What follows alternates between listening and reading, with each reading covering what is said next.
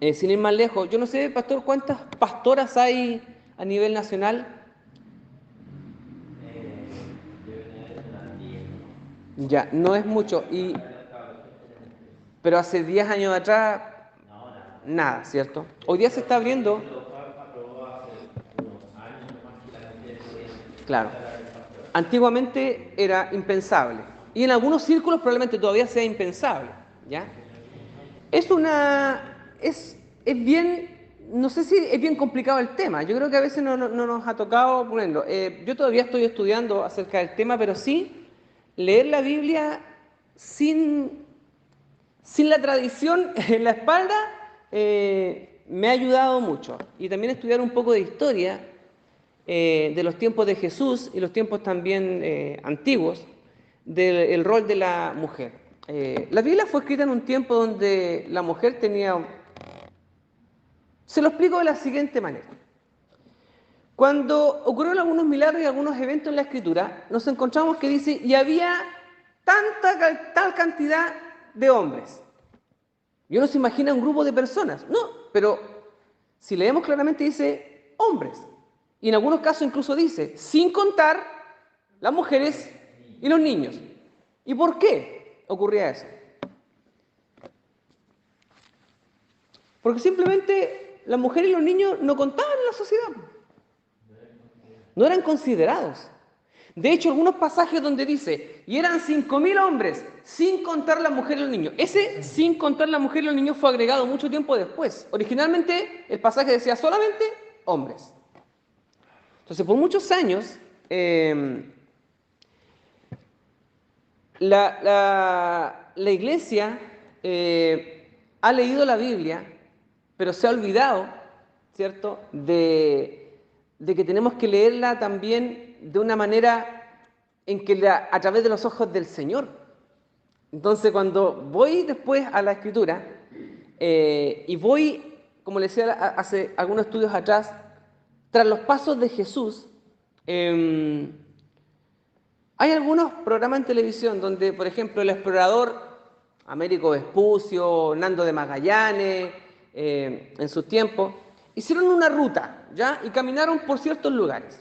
Y muchos años después, hay hombres exploradores hoy día que con cámara en mano, un montón de equipamiento, siguen los mismos pasos que ese hombre dio. Entonces van siguiendo la ruta por detrás y dicen, mira, por aquí pasó y aquí estuvo en este lugar e hizo tal o cual cosa. Y miran y dicen, oye, increíble que en esos años, tremendos piques que se mandaban. Venir del Perú caminando o a caballo, en caravanas, en grupos de personas, y llegar hasta Santiago de Chile, hoy día nos parecerá trivial.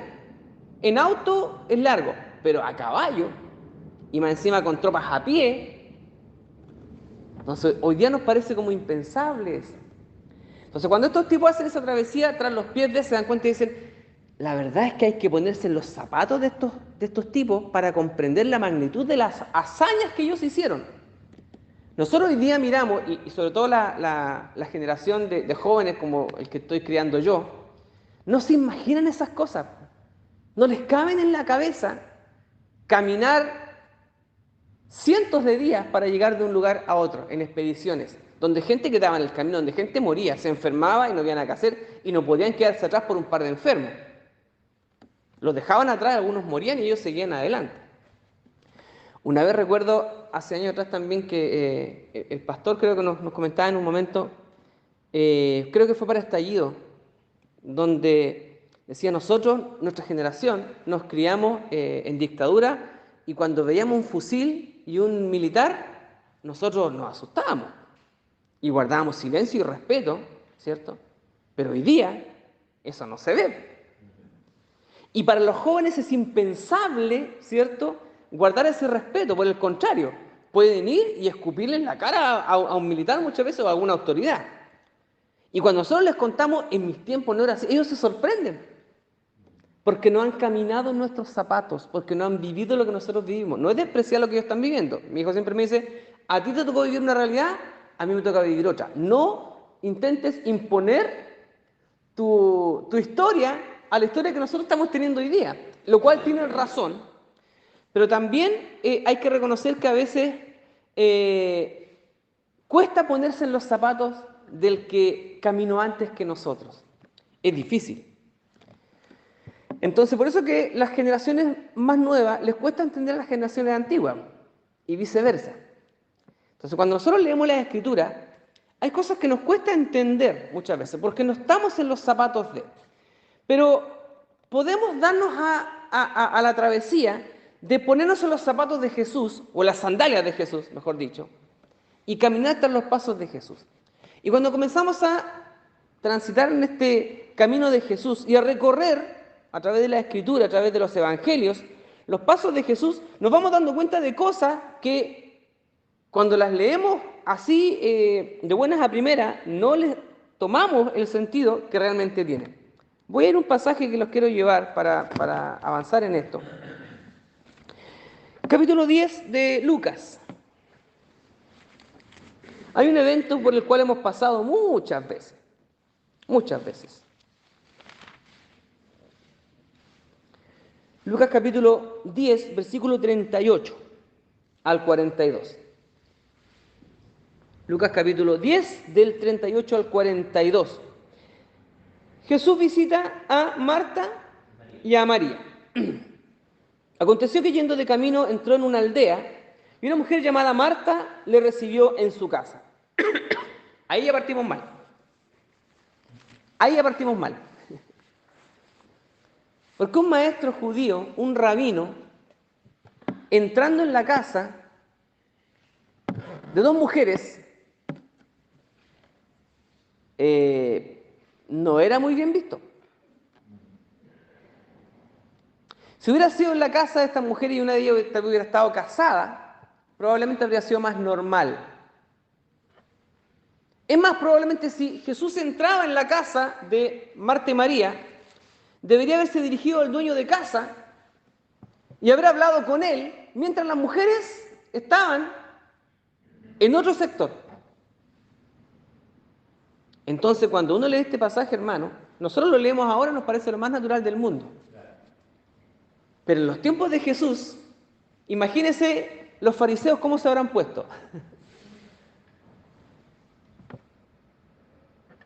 Se le pararon los pelos a los fariseos con esto. Bueno, Jesús una y otra vez transgredió costumbres de su época.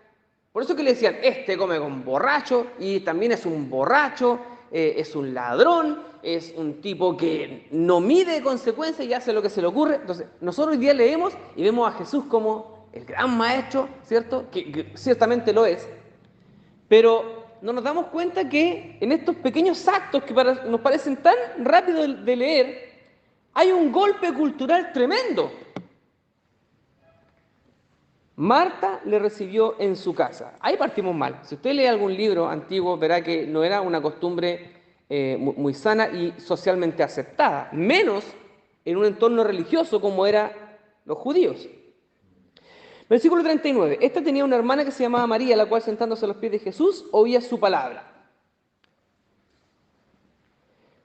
40. Pero Marta se preocupaba con muchos quehaceres y acercándose dijo, Señor, ¿no te da cuidado de que mi hermana me deje servir sola? Dile pues que me ayude. Respondiendo Jesús le dijo, Marta, Marta, afanada y turbada estás con muchas cosas, pero solo una cosa es necesaria y María ha escogido la buena parte, la cual no le será quitada. Ese pasaje lo hemos leído en un montón de ocasiones. Pero, yendo un poco más allá, el reclamo de el reclamo de Marta en el versículo 40, dice que Marta estaba haciendo lo que se esperaba que hiciera una mujer, preocuparse de las labores domésticas. Al parecer había más gente en la casa escuchando las historias de Jesús, pero no se esperaba que María fuera una de las que estuviera sentada, y mucho menos, como dice ahí, a los pies de Jesús. Yo no sé qué tan cerca de los pies de Jesús estaba. Mientras más cerca estaba, más ofensivo era el cuadro, la imagen. Estar cerca de los pies desnudos del maestro, una mujer, era impensable. Para nosotros puede parecer una historia de lo más natural, incluso uno puede ver películas y ver, ¿cierto? Y nos parece lo más normal. Pero es realmente transgresor y violento lo que ocurría en ese lugar, violento en el sentido para la vista. Entonces los religiosos estaban vueltos locos con esto. No les cabía en la cabeza que esto pudiera estar sucediendo delante de sus ojos. Por eso que el reclamo de Marta es comprensible en ese contexto. Decía, a María no le corresponde estar ahí, Señor. A María le corresponde estar en la cocina conmigo, sirviendo los platos, lavando la loza. Ese es su lugar. Y probablemente muchos fariseos dijeron, sí, justamente, ese es el lugar de María. ¿Qué está haciendo esta mujer acá? Pero las palabras de Jesús son súper transgresoras. Bueno, el versículo 41 le dice, tu afán te lleva, ¿cierto? Bueno, a hacer lo que socialmente es aceptado. Pero el versículo 40 dice, pero en este momento hay una sola cosa importante. Y dice que María había escogido esta buena parte. Es interesante, como dirá un hermano también, que el rol de aprender y de enseñar estaba relegado a los hombres. Y si la mujer quería aprender algo, ya lo dirá Pablo, ¿cierto? En sus cartas, que también aquí hay un problema con Pablo. Si tienen dudas, pregúntenle en la casa a sus maridos, porque no tienen, dijo Pablo, ¿cierto? En algunos pasajes, no tiene derecho o no le permite a la mujer. Bueno, hay ciertos contextos también que en su momento también tienen que ser revisados. Pero cuando veo a este Jesús diciendo que María ha escogido un buen lugar, un buen sitio para estar escuchando, pues él le ha dicho, mira, hagamos las cosas como deben ser, yo le enseñaré a los hombres, si hay dudas después ellos les enseñarán a ustedes. Pero Jesús no niega esta parte y le dice, ella ha escogido escuchar la palabra y yo no se lo voy a quitar. Entonces, como dirá un hermano, me parece interesante este acercamiento de Jesús que se ve más reflejado en los evangelios. ¿Ah? Esto es lo que a veces cuesta conciliar un poco cómo Jesús reacciona frente a esto y después cómo reaccionará Pablo. No quiero poner a pelear a Pablo con Jesús, ¿ya? Pero tenemos que aprender de ambas fuentes y de ambas verdades también. Pero cuando veo a Jesús con esta actitud, entonces digo, algo está pasando aquí con Jesús. Habíamos dicho las semanas anteriores que Nicodemo, un fariseo, ¿cierto? Y muchos otros fariseos estaban espantados con lo que Jesús hacía. Pero este espanto a algunos les sirvió para llevar a Jesús a la cruz, pero a otros les sirvió para remecerles el piso, decir, algo está pasando aquí, algo pasa con este hombre. Algo quiere decirnos este hombre con todo lo que está haciendo.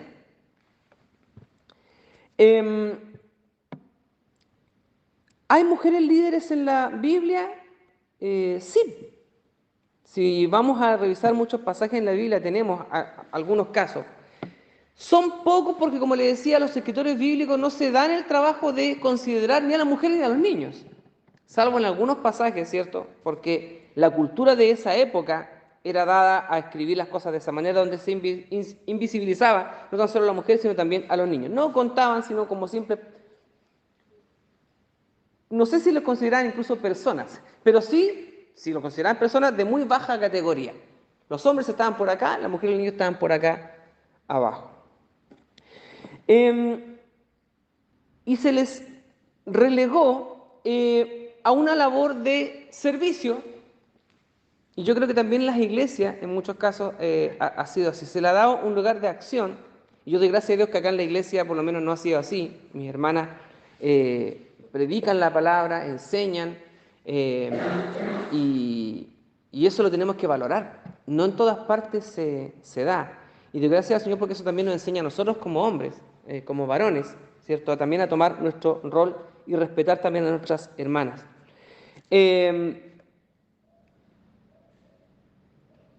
Vamos a ver otro par de pasajes.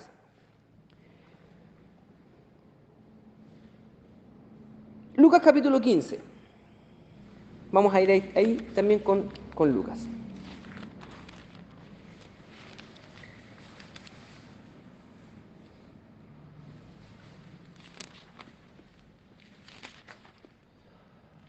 Tenemos varias parábolas ahí. Y en el versículo 8,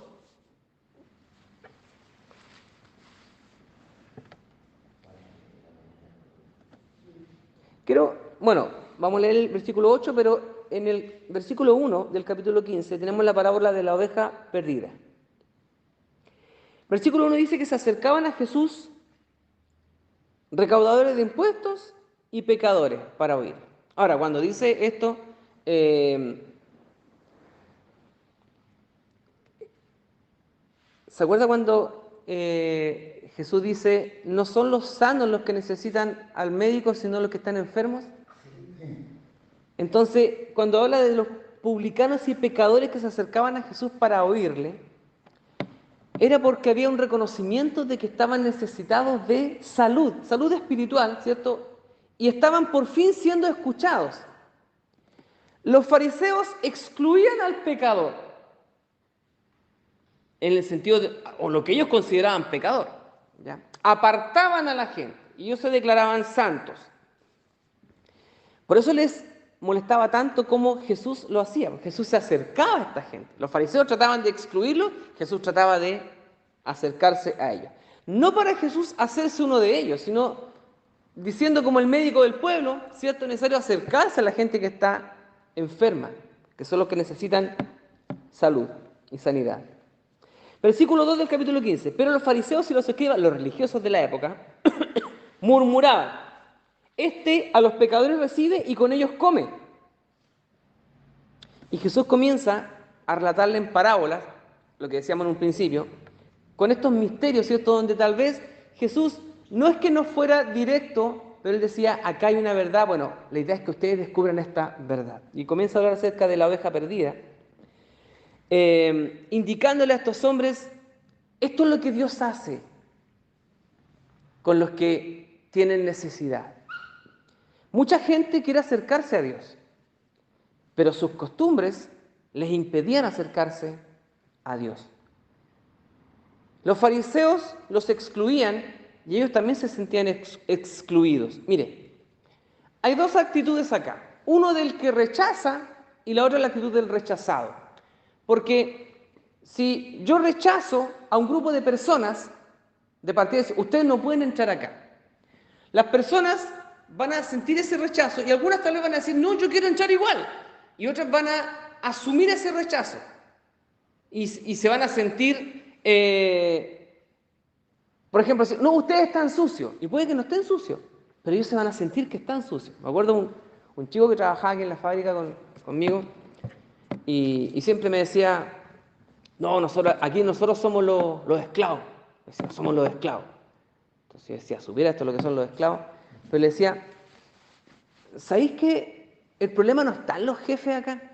Bueno, había problema con los jefes, claro que sí. Pero yo veo que en tu caso el problema no está en los jefes. El problema está en ti. Tú estás asumiendo tu rol. Antes que nadie te diga nada, tú ya asumes que eres un esclavo. Nadie te lo ha dicho. Incluso nadie te ha tratado así. Pero tú estás tan convencido que eres un esclavo que así te ves a ti mismo. Y cualquier cosa que te diga alguien, la vas a tomar como que es un ataque hacia tu persona. Hay gente que es así, ¿eh? Había otro chico también allá que nos acercaba. Me acuerdo que en una ocasión cambiaron a algunas personas de departamento. Yo estaba en almacén de hilado y algunos los cambiaron, se reestructuró ahí. Y a un chico lo movieron a otra sección. Fue una simple movida de personal. Él seguía trabajando en la fábrica, seguía ganando lo mismo, pero lo cambiaron. Entonces yo me acuerdo que fui a la otra sección y le pregunté, ¿y cómo está ahí? ¿Cómo queréis que esté? Entonces de partida al tiro había una actitud negativa de parte de él. Entonces dije, mejor no le pregunto nada. Entonces otra persona me decía, no, mira, mejor no le digas nada porque todo lo que uno le diga a él lo toma a mal. ¿Ha conocido gente así? Que no hay caso, no hay cómo tratarlo. Todo lo que usted diga, ellos se van a sentir que es un ataque personal. Y una vez después, a lo mejor, entonces yo le decía, ¿cómo estáis? Le decía, ¿cómo queréis que estemos? Entonces yo como que me arrepentía de preguntarle siquiera cómo está, así que después ya mejor ni le preguntaba. Entonces hay gente que se ha sentido rechazada por tanto tiempo, que aunque usted no les diga nada, ellos ya solo se excluyen. Es como cuando No sé si de repente le ha tocado ver perritos en la calle que como usted se agacha a abrocharse un zapato y el perrito sale arrancando. Está tan acostumbrado a que la gente recoge una piedra, se la tira, que uno hace un gesto y el perrito sale arrancando al tiro. Están como predispuestos a arrancar. Y en los tiempos de Jesús, la gente que era apuntada con el dedo porque eran pecadores, puede que incluso fueran gente medianamente decente, pero como todos lo apuntaban con el dedo, ellos tendían a alejarse. Lo que Jesús hace con ellos es atraerlos. Una vez más, capítulo 15, versículo 1, se acercaban a Jesús, se acercaban, publicanos y pecadores, para oírle. Pero los fariseos murmuraban al respecto. No les gustaba que Jesús hiciera esto. Y les refiere la parábola de la oveja perdida. Pero voy al versículo 8, porque el versículo del 1 al 7, ¿cierto? Habla acerca de un hombre que tiene ovejas, se le pierde una, va, ¿cierto? Y busca todo. Entonces, hay un ejemplo donde se involucra a un hombre. Recuerde que los publicanos están escuchando porque quieren escuchar a Jesús, porque quieren sentirse cerca de Jesús. Y también los fariseos escuchan. Entonces, en el versículo 8, Jesús relata otra parábola. Y dice, ¿o qué mujer que tiene 10 dracmas? Ahí los fariseos nuevamente dijeron, ya está metiendo nuevamente a las mujeres. Íbamos tan si con el hombre que se le perdió la oveja, estamos bien. Pero ya empieza de nuevo con sus cosas raras este Jesús. Y habla de una mujer que tiene 10 dracmas. Entonces ya está hablando de una mujer que tiene posesiones, lo cual no era permitido. Una mujer que tenía ciertos recursos, es que algo raro, algún negocio trucho tenía por ahí, pensaba la gente. Era extraño ver a una mujer que tuviera tal vez una cierta cantidad de dinero. Y Jesús va con esta parábola nuevamente a meter el dedo en la llaga a los fariseos. Otro pasaje. Vamos a partir por el Evangelio de Mateo. Tenemos 4 evangelios, ¿cierto? Vamos a Mateo capítulo 28.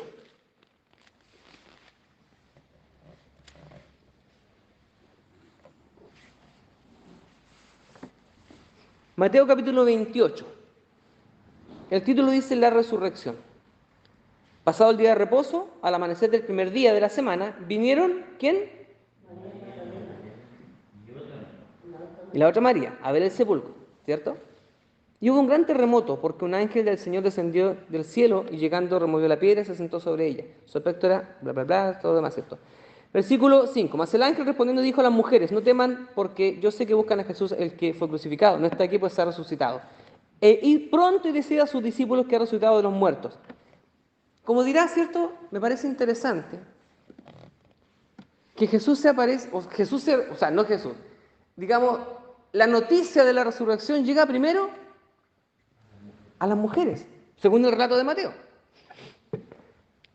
Me acuerdo el chiste ese que, bueno, ahora no lo haría delante de la congregación, pero ese chiste que de mal gusto me parece también cuando decía, ¿por qué Jesús se le apareció primero, o por qué primero supieron las mujeres de la resurrección? ¿Cómo dice el chiste? Para que la noticia corriera más rápido. Mire cómo somos, ¿se da cuenta? Qué terrible. Es en Mateo. Marcos.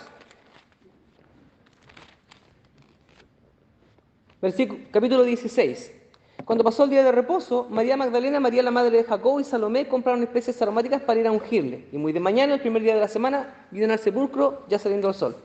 Pero decían entre sí, ¿quién nos removerá la piedra en la entrada del sepulcro? Cuando vieron removida la piedra, que era muy grande. Nuevamente se relata en el Evangelio según Marcos ahora, que las primeras testigos de la resurrección de Jesús fueron las mujeres. Interesante, y lo pasamos por alto muchas veces. Por eso que es lindo esto. Me gusta leer la Biblia así, por lo menos de de esta manera para darme cuenta de algunas cosas que a veces se me pasan de largo.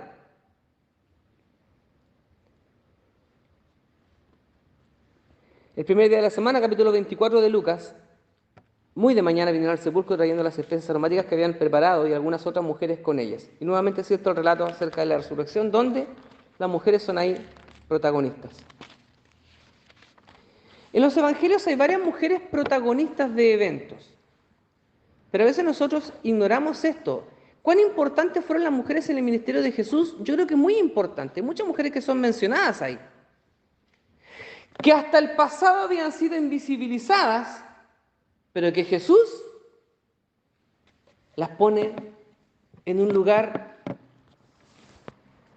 no sé si decir de privilegio, pero son consideradas en el relato, y eso es muy interesante.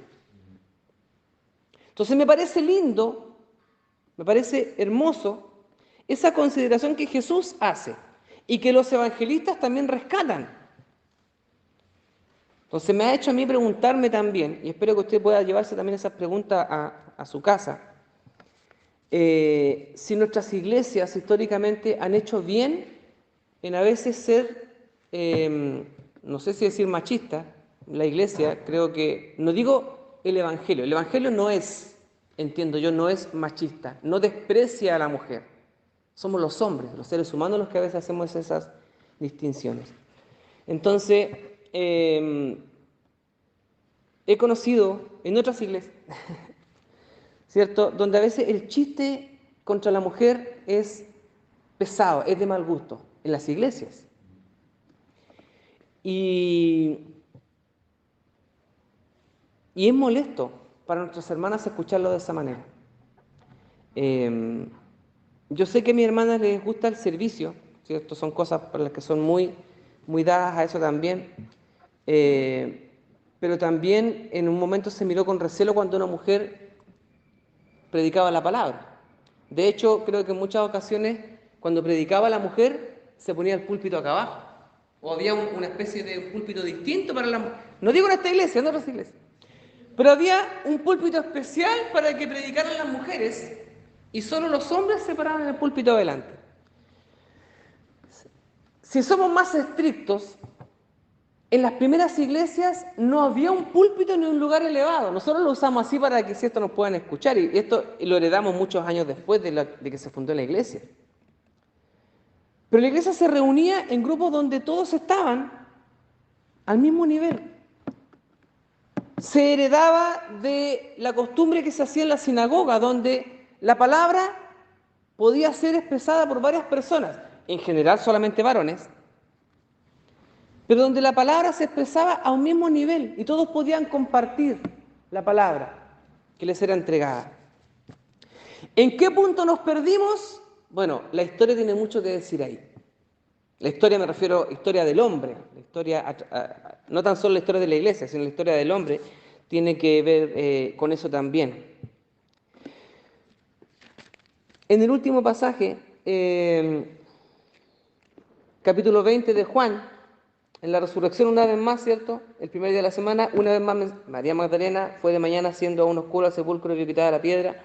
Entonces, tenemos a Jesús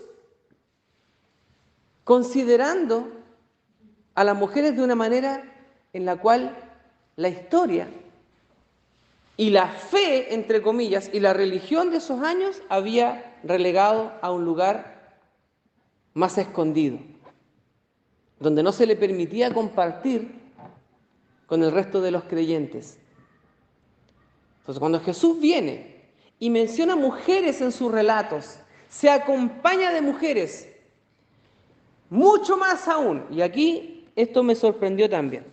Estudiando un poco de historia antigua, la ley prohibía a las mujeres que durante su periodo estuvieran cerca de los hombres, porque si estaban cerca, entonces eran todos inmundos los que estaban ahí. Ya, la mujer en su periodo tenía que estar apartada y el hombre no podía ni siquiera acercarse ni siquiera tocar la ropa de esas mujeres, ¿cierto? Pero tenemos el evento, uno de tantos eventos, uno de ellos cuando, ¿se acuerdan cuando dice? La mujer que fue y tocó el vestido. una mujer que sufría flujo de sangre, de esa manera, era inmunda por donde se le mirase. Y que se atreviera a acercarse y tocar el manto de... Por eso que la gente que estaba alrededor la empezaba a echar, ¿cierto? Porque la costumbre decía, no, ¿cómo se le ocurre siquiera acercarse si eres una mujer inmunda? Y Jesús se acerca. Entonces, si Jesús se acerca, Jesús se convierte en inmundo. Porque según la ley, si se acercaba, era inmundo. Entonces, cuando veo a este Jesús acercándose, es más, cuando Jesús camina con sus discípulos, también había mujeres alrededor de él y viajaban largos trayectos. No es de extrañar que en estos largos viajes que hacían también fueran esas mujeres que siempre acompañaban a Jesús. Había mujeres que acompañaban a Jesús dentro del grupo de discípulos y pasaban largos periodos de tiempo viajando por varias partes. Es muy normal que alguna de ellas hubiese estado pasando por su periodo en esos tiempos, pero al parecer, por lo menos no se menciona ahí, pero uno se imagina, bueno, tienen que haber andado mujeres también ahí y haber pasado por sus periodos. ¿Y qué hacían con ellas en ese? ¿La habrán excluido del grupo? ¿La habrán traído? Ya, cuando se te pase, vuelve para acá y sigue con nosotros en el ministerio. No sé, viendo la actitud de Jesús como que no me cuadra mucho. Entonces, cuando leemos estos pasajes de nuevo y vemos las costumbres de ese tiempo, y digo, Jesús tuvo una actitud con las mujeres muy distinta a la que la iglesia ha tenido históricamente. Entonces, hermanas, les debemos plata a nosotros, como iglesia. Y debemos darle a nuestras hermanas, bueno, alguien podría decir, aquí en la iglesia se le da harto espacio a las mujeres. Pero miren la actitud que tenemos, pues, como que nosotros les damos el espacio. Como que con el permiso de los hombres se les da el espacio a las mujeres para que puedan hacer ciertas cosas.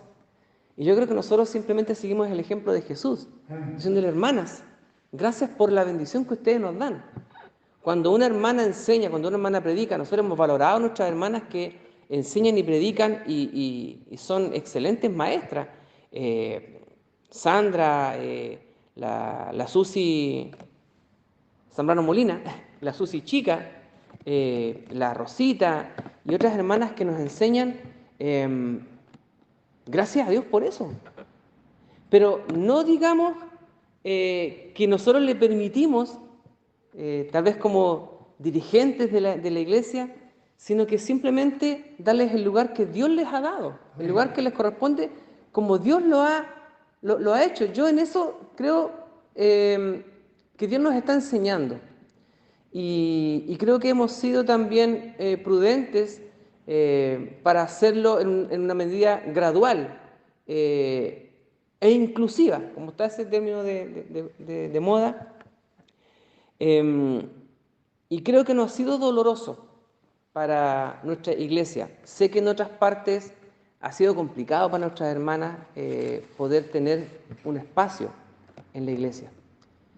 Pero eso es lo que digo yo que a veces no me cuadra mucho. ¿Por qué nosotros como iglesias tenemos ese, no tan solo con las hermanas, ahora le tocó a las mujeres en este estudio, pero con el mundo en general, de excluir cuando Jesús quiere abrazarnos a todos? He mencionado en otras ocasiones cuando recién llegamos acá a este edificio y conversamos con el grupo de algunos hermanos y el pastor nos decía, bueno, ¿cómo lo vamos a hacer aquí cuando llegue una persona a velarse? ¿Cuáles van a ser las restricciones? Y en ese momento nos complicamos un poco. Nosotros que decíamos, claro, unas son las cosas que nosotros como Iglesia Bautista Bellavista pongamos como restricciones, que no está mal. Pero cuando empezamos a pensar mejor dijimos, ¿y por qué nosotros tenemos que estar excluyendo personas? No en el sentido de que nos vamos a dejar aquí que hagan una discoteca y un bingo bailable con orquesta, ¿cierto? No, obviamente que no. Pero decimos, nosotros hemos sido puestos acá para bendecir. Amén. Si tenemos eso como norte, como objetivo, bendecir, entonces no nos vamos a equivocar. Cuando abrimos las puertas para que entre, cuando vienen y dicen, pastor, ¿puedo llevar a mi mamá? O queremos casarnos y a veces el pastor tal vez sabrá que viene gente acá a buscar la bendición para el matrimonio, pero que probablemente nunca más se va a volver a aparecer por acá. Y la pregunta creo que es válida, que todos nos pudimos hacer en algún momento. Bueno, ¿qué hacemos ahí? Pastor, no, vos si ni siquiera son de acá, capaz que nunca más vuelvan. Y nos preguntamos, bueno, ¿y quiénes somos nosotros para discriminar en ese sentido? Cuando preguntamos qué habría hecho Jesús, y veo estos pasajes de acá, Jesús llamando a publicanos, a pecadores, a todos a sentarse en una hermosa mesa a compartir. Entonces decimos, si vamos a bendecir a otros, independientemente de lo que ellos hagan después, si bendecimos, si abrimos nuestro corazón a las personas, si les amamos, entonces no nos vamos a equivocar. Yo creo que Jesús lo hace en ese sentido también. Los fariseos estaban llenos de restricciones y sus restricciones les impedían amar libremente al resto de las personas. Cuando Jesús viene nos enseña a amar, incluso a aquellos que el resto considera pecadores. Para terminar, llegan un grupo de personas y dicen, hemos encontrado a esta mujer en el acto mismo del adulterio. Y la ley dice que debemos apedrearla. ¿Qué dices tú? ¿Se acuerdan de ese pasaje? No lo vamos a leer ahora, pero... Bueno, muchos han dicho, la pillaron en el acto mismo. ¿Cómo lo hicieron? ¿La estaban sapeando? ¿La estaban vigilando? Primera pregunta. ¿Dónde estarían apostados estos hombres para descubrir en el acto mismo del adulterio? No era que lo habían pillado entrando a la casa de un hombre, sino dice en el acto mismo del adulterio, es decir, probablemente en el acto carnal, estas personas estaban ahí y probablemente la arrastra sacaron a esta mujer semidesnuda, lo más probable. Y otra pregunta también que se han hecho algunos lectores de la Biblia. ¿Y el hombre? Porque la mujer no estaba sola.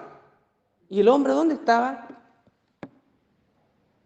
Pero la mujer fue la que fue expuesta. Ni aparece ahí, ni, ¿cierto?